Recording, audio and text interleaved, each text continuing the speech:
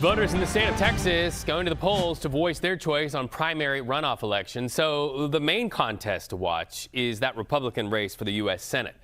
It's the most expensive Senate primary in history, if you're keeping track. Incumbent John Cornyn facing a fight for his political survival against Texas Attorney General Ken Paxton, who, by the way, secured the support of none other than the President of the United States.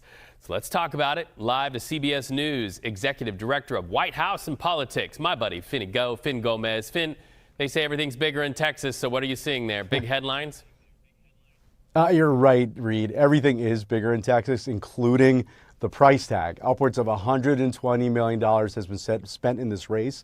As you said, it makes it the most expensive Senate primary in American history. Cornyn and his allies have outspent Paxton 7-1. So what we're watching today is whether that money advantage will have an impact.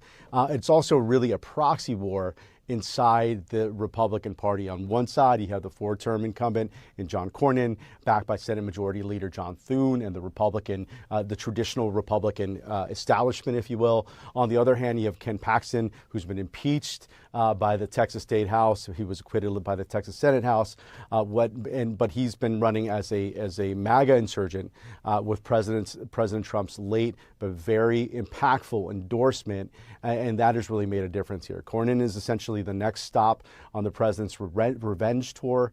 Even if Cornyn voted with the president, Reed, 99% of the time, the president has stressed party loyalty, and based on that Trump metric, Paxton is that candidate, and that will just be really hard for Cornyn to overcome in this late stage of the race. Reed. Yeah, you know, Senator Cornyn and his supporters really say Paxton won't get enough support to beat James Tallarico in November. Tallarico's had some pretty huge fundraising numbers. I saw him just pop up on my social media in a fundraising message. If he wins the Republican nomination, is that the scenario that we're looking at?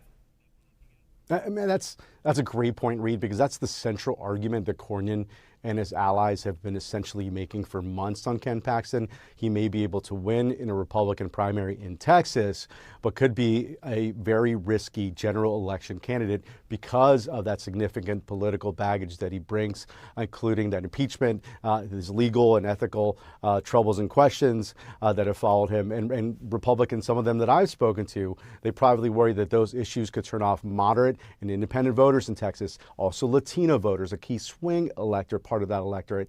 And Democrat James Tallarico has emerged as a strong fundraiser, like you said, who's trying to appeal to that same suburban and independent voters, Latino voters. He overperformed the Latino voters in the primary, but this is still Texas, Reed. We have to remind everyone that, you know, President Trump won very comfortably back in 2024, and no Democrat has won statewide since 1994. Reed, I don't even think you were born then.